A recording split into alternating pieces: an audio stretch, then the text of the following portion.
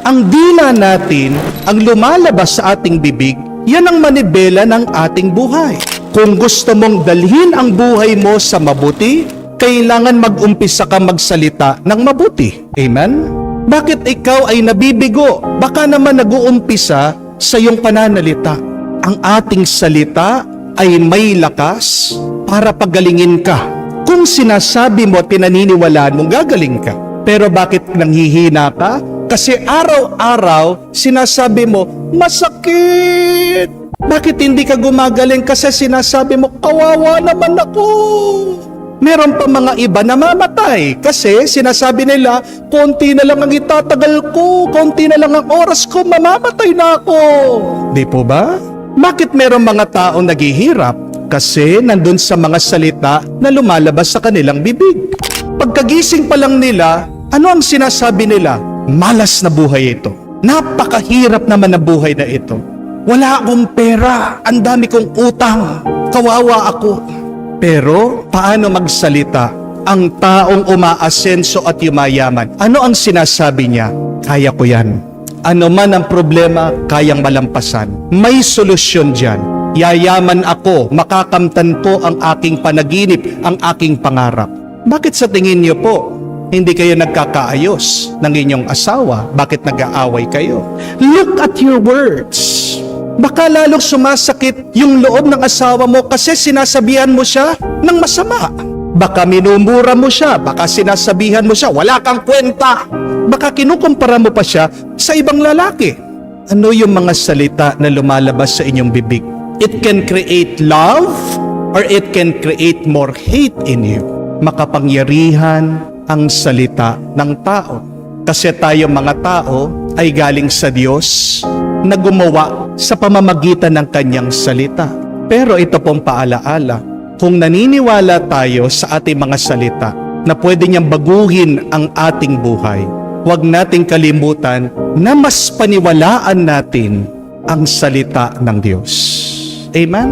Dahil ang salita ng tao may hangganan. Hindi kayang lahat gawin ng ating salita. Tanging ang salita ng Diyos lamang ang makapangyayari ng lahat. Ang salita ng tao, hindi niya kayang gumawa mula sa wala. Pero ang salita ng Diyos, kaya niya. Ang salita ng tao, hindi kayang makagawa ng milagro. Pero ang salita ng Diyos, sa salita niya, pwede niyang magawa ang imposible. Ang salita ng tao, maaaring may hangganan, hindi niya kayang mapaalis ang mga masasamang espiritu. Pero yan ang pinapakita sa atin sa Ebanghelyo. Nagsalita si Jesus, napatahimik niya yung masamang espiritu na sumanib doon sa tao. Nagsalita si Jesus, sinabi niya, umalis ka dyan, umalis nga yung masamang espiritu. May kapangyarihan ang ating salita kung magpapatulong naman tayo sa Diyos.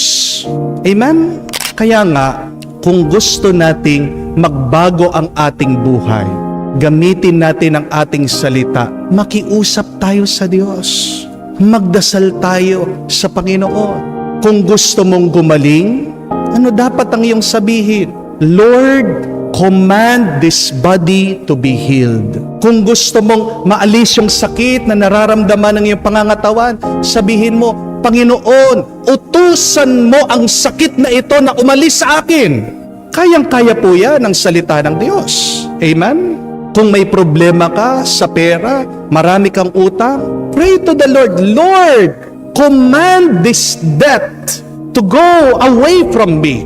Lord, command your blessing, prosperity, and abundance to flow in my life.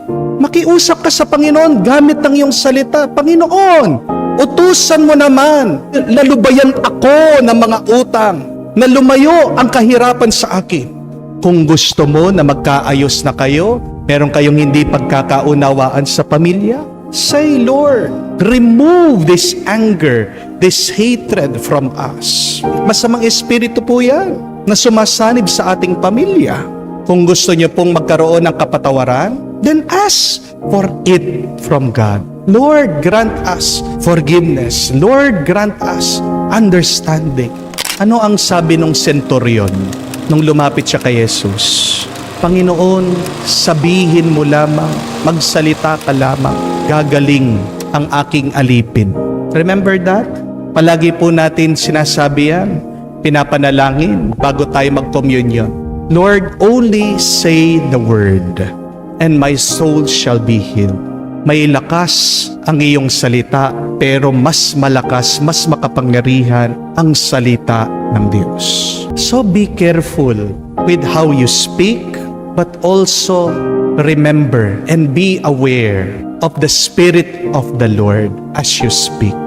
Tandaan niyo po ito, that when you are full of words and yet without God's Spirit, you will dry up. Salita ka ng salita, pero wala naman ang Espiritu, ang diwa ng Diyos, matutuyo ka. How will you grow up? How will you glow up? It is through the Word and God's Spirit. Huwag nating kalimutan na ang mga salita natin na kasamang Espiritu ng Diyos, mas makapangyarihan.